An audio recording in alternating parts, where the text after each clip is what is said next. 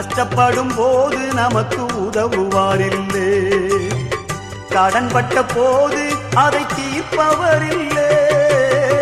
இஷ்டப்பட்ட தெய்வங்கள் எல்லாம் கும்பிட்டு பார்த்தாச்சு, நம்ம கஷ்டங்களை தீர்க்க அவை முன்வரவில்லை. உலகத்தில் தெய்வங்கள் உண்டென்று சொல்வதெல்லாம் சும்மாங்க, இயேசு கிறிஸ்து ஒருவரே மெய்யான தெய்வமுங்க. ஜனங்களின் பாவம் நீக்கி ரட்சிக்க வந்த தெய்வமுங்க. உனக்கொருவர் இருக்கின்றார், உன்னை விசாரிக்க துடிக்கின்றார்.